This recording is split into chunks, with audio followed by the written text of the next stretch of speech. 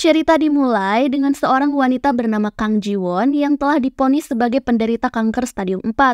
Menurut dokter, hidupnya hanya bisa bertahan selama 1 tahun. Ia selalu ditemani sahabat lamanya yang sudah dianggap sebagai belahan jiwanya bernama Jung So-min. Saat masa kritis, dialah satu-satunya orang yang dianggap selalu setia menemaninya. Persahabatan dengannya adalah salah satu hal di dunia ini yang selalu ia syukuri. So-min selalu memberinya dukungan dan ia adalah orang yang paling dipercayai Ji-won. Ji-won melihat jika So-min memakai sepatu cantik berwarna merah. Hal itu membuatnya merasa iri. Ia meratapi karena penampilannya tak akan bisa lagi sebugar So-min. Ji-won meratapi hidupnya yang begitu menderita.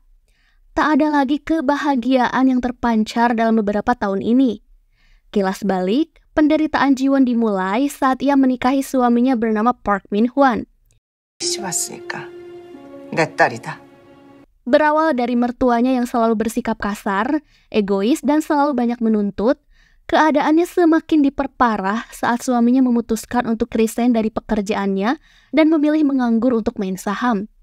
Hutang mereka yang masih menumpuk, ditambah pekerjaannya yang bermasalah di kantor, sampai divonis kanker usus stadium 4, membuat Ji-won menanggung beban yang begitu berat. Setiap hari, Min-hwan hanya bermalas-malasan. Sikapnya yang pecundang selalu membuatnya tersulut emosi dan bersikap kasar kepada Ji-won. Saat mengetahui Ji-won divonis penyakit parah, mertua dan suaminya menganggap jika Ji-won sebagai beban dan merasa hidupnya kali ini sudah sial. Ibu mertuanya menuntut agar Ji-won tetap bekerja sampai ia tak mampu, karena jika tidak, siapa lagi yang akan menanggung biaya hidup seluruh keluarga tersebut. Seperti dugaan Ji-won akhir-akhir ini, suaminya telah berselingkuh. Yang lebih memilukan, wanita selingkuhan suaminya adalah sahabatnya sendiri yaitu So-min. Sementara Ji-won diberitahu oleh pihak rumah sakit jika ia harus membawa wali keluarga agar membawanya pulang dan membayar seluruh biaya berobatnya.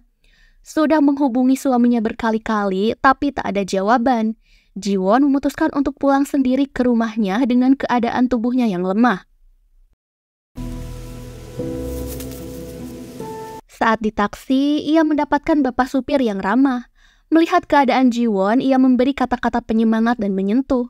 Setelah mendengar kisah pilu dari Ji-won, bapak tersebut membelokkan mobilnya ke arah jalan yang memiliki pemandangan cantik, dengan harap Ji-won bisa sedikit terhibur.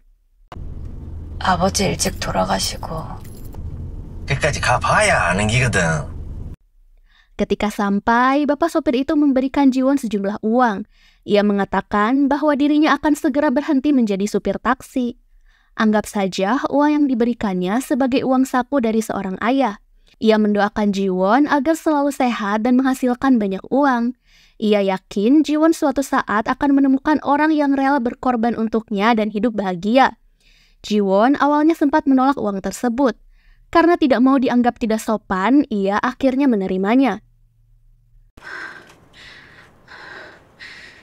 Saat masuk rumah, ia melihat sepatu yang mirip dikenakan sahabatnya. Ji-won berjalan pelan dan mendengar suara seorang wanita. Hatinya hancur saat melihat suaminya ternyata selingkuh dengan sahabatnya.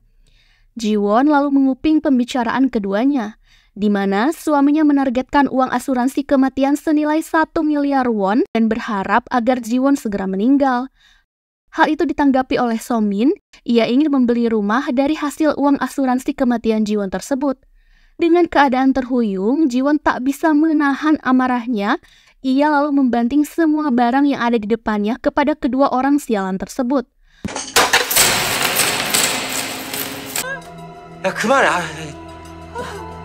Pertengkaran dan adu fisik tak dapat dihindarkan, sampai pada titik di mana Min-hwan mendorongnya ke meja kaca yang membuatnya terluka parah dan mengeluarkan banyak darah.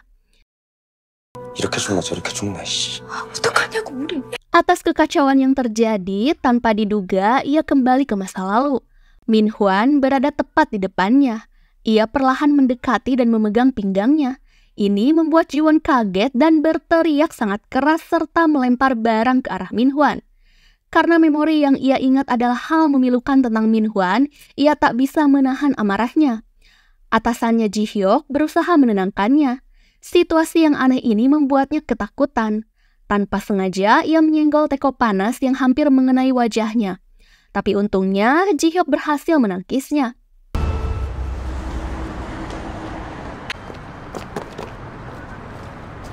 Atasannya Ji-hyuk dengan perhatian menemaninya pulang, memberikannya uang, lalu kali ini bahkan membawakannya makanan.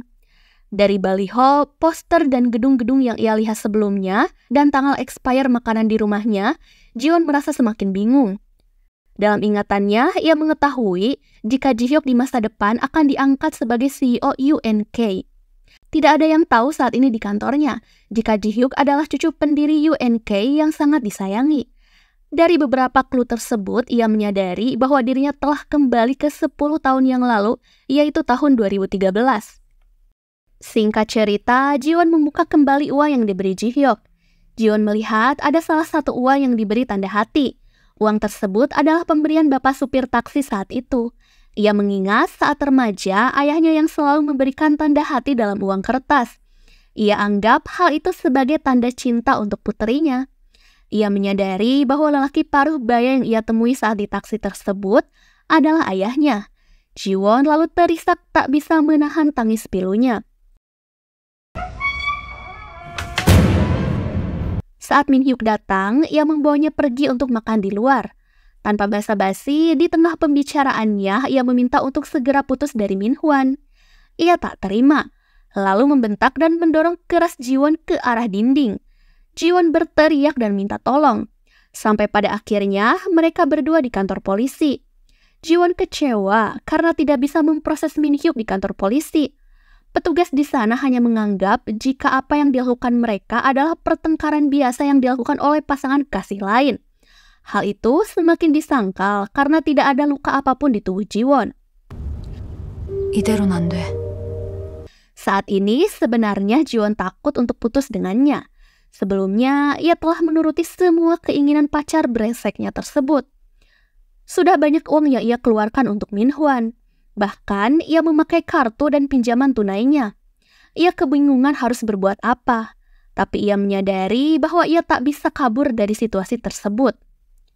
Saat melihat pesan, ia mengingat tentang satu-satunya kesuksesan Min-hwan, ialah pernah berinvestasi di saham Roy Gental.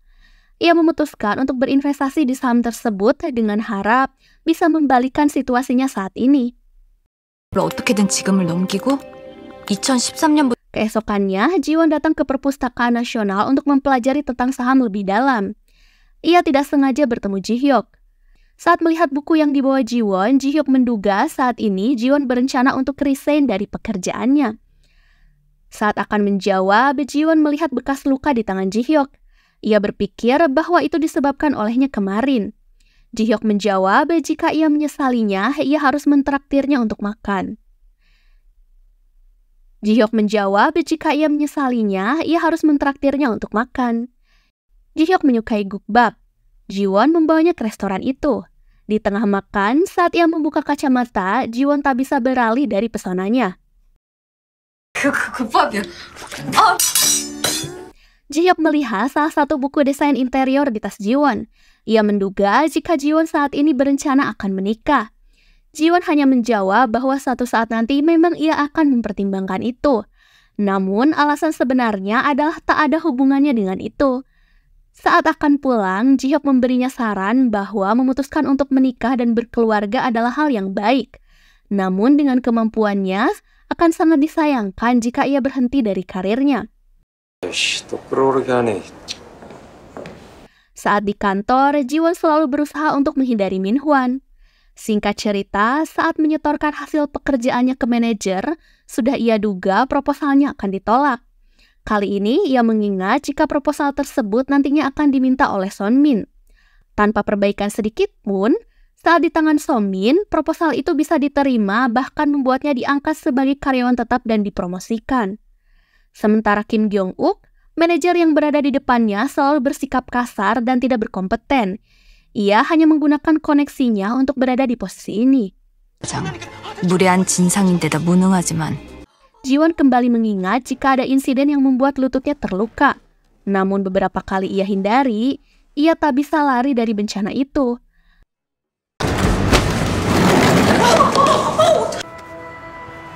Tapi ia mengingat jika luka yang ada di tangannya kenapa bisa berpindah ke tangan Ji-hyuk. Lalu ia menyadari pada suatu kesimpulan bahwa harus ada seseorang yang menggantikan nasib naasnya di masa depan. Ia melihat jika kandidat terbaik untuk itu adalah Sonmin. 쓰레기만 버려주면 무슨 소리야? 뜬금없이? 내 운명을 도둑 맞아야 하는 거야. 덕질한다면 그건 너겠지? Keesokannya, saat di balkon, Jiwon mengatakan kepada Ji-hyuk jika dirinya tak lagi berniat untuk resign dari kantor ini. Ia menunjukkan sebuah uang kertas dengan tanda hati. Saat kecil, ia mendapatkan kasih sayang yang tidak biasa dari ayahnya. Kali ini ia menyadari jika ayahnya selalu mengharapkan agar ia selalu berusaha lebih keras dalam hidupnya. Menurutnya, nasihat Ji-hyuk juga berperan dalam memikirkan keputusan yang bijak saat ini. Mendengar ini membuat Ji-hyuk terlihat bahagia. Ji-hyuk mengajak Ji-won untuk keluar pada akhir pekan.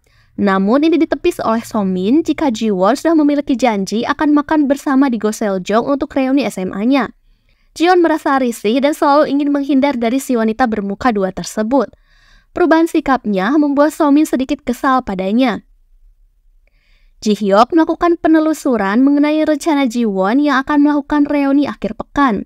Sedangkan Min-hwan tak berhenti mengganggu Ji-won. Atas sikapnya akhir-akhir ini, ia menganggap jika Ji-won sedang mendekati Ji-hyuk. Untuk menjalankan rencananya, Ji-won berpura-pura bahwa ia menyesal putus dengannya.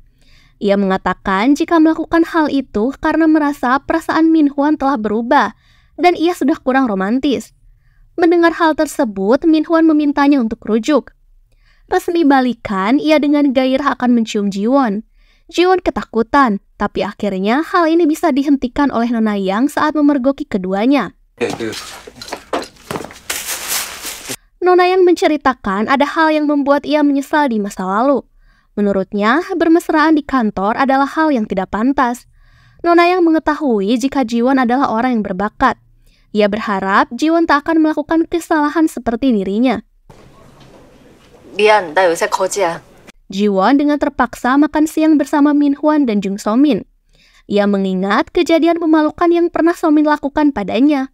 Kali ini, ia akan membalasnya dengan cara yang sama. Rencananya berhasil. Dirinya tersandung dan seluruh makanan yang ia bawa tumpah ke muka dan terkena baju mahal Min-hwan. Ini membuatnya cukup puas. Saat di toilet, Ji-won mendengar ada seseorang yang meminta tolong di balik pintu toilet. Saat wanita itu mengatakannya dengan ragu, ia mengetahui jika wanita tersebut memintanya untuk membawakan pembalut. Ji-won membantu menutup bokongnya yang terkena noda darah dengan kain. Wanita itu sangat berterima kasih dan merasa tersentuh dengan sikap Ji-won yang seperti malaikat. Dari sinilah mereka berdua mulai akrab satu sama lain. 대리님, 제가 물 떠올게요. Min-hwan terlihat lembut saat bersikap di depan So-min. Ia bahkan tidak marah atas insiden yang terjadi. Saat di lift berdesakan, sudah terlihat tanda-tanda jika So-min telah menggoda Min-hwan saat masih berpacaran dengan Ji-won. Sementara, Ji-won meminta Ibu Yang untuk membaca proposal yang sempat ditolak oleh manajer Kim. Nona Yang telah membaca proposal Ji-won. Menurutnya, proposal itu memang sangat bagus. Ji-won berharap jika ia bisa melakukan proyek tersebut bersama Nona Yang. Ji-won menceritakan jika proposal dan beberapa proyek Nona Yang selalu ditolak oleh manajer Kang. Hal ini menurutnya tidak beres. Ia meyakini jika proposalnya tak pernah dibaca oleh manajer Kang. Ia bahkan sering menyalahgunakan kekuasaannya dan selalu bertindak semaunya. Karena pikirannya tidak objektif dan telah dimanipulasi lama, Nona Yang tidak percaya perkataannya. Lalu Ji-won berjanji akan membuktikannya nanti. Jika perkataannya benar, maka Nona Yang harus mau bekerja sama dengannya. 저 이 기획안 정말 자신 있어요. Keesokannya, ia mengajukan kembali proposal yang sama ke manajer Kang. Hal yang dikatakan Ji-won memang benar. Jika proposalnya 99% tidak dibaca olehnya. Di sini, Nona Yang semakin yakin apa yang dikatakan Ji-won kemarin, bahwa manajer Kang hanyalah seorang pemalas yang tidak pernah bekerja dengan serius. So-min menjilat atasannya dengan mengajak manajer Kang untuk makan berdua dengannya. Sikapnya yang centil membuat Pakang yang hidung belang terlihat senang. Ia meminta agar proposal Jiwon di-ACC olehnya. Ia berencana untuk mengembangkan proyek tersebut bersama manajer Kang, yang tak lain dengan tujuan agar Somin bisa diangkat jadi karyawan tetap di perusahaannya. Jiwon mendapatkan sebuah anting yang dihadiahkan oleh Somin. Dalam surat itu ia menulis jika Jiwon harus memakai anting pemberiannya agar bisa kembaran saat acara reuni. Jiwon mengingat hal yang akan terjadi jika ia nantinya akan dihina dan diejek oleh teman-teman perundungnya di masa SMA. Karena anting yang ia pakai adalah imitasi. Saat SMA, ia selalu dibully dan diperlakukan kurang baik oleh sekelompok geng. 학원 귀걸이 반납. 수미 거 따라했나 본데. Saat akan pulang, ia bertemu dengan Ji-hyuk. Ia menyadari jika barang yang dibawa Jiwon adalah barang imitasi. Jiwon menyadari jika dia pernah memberitahunya. Namun dengan sikap yang polos pada saat itu, ia hanya menganggap Ji-hyuk sebagai pengomentar yang tidak sopan. Jiwon menerima pesan dari Minhwan dan Somin jika mereka berdua akan datang ke rumahnya. Jiwon berpikir ini kesempatan yang bagus baginya untuk semakin mendekatkan keduanya. Untuk mendukung aksinya, Jiwon membelikan 1 botol whisky yang akan memabukkan bagi siapapun yang meminumnya. Rencananya hampir tak berjalan dengan mulus. Jiwon menerima kabar jika Somin tidak jadi datang ke rumahnya. Ia malah menjadi korban dan digoda oleh Minhwan. Dengan penuh gairah, ia dengan berani telanjang di hadapan Jiwon. Atas kejadian ini membuat Jiwon hanya bisa teriak dengan keras. 옷부터 좀.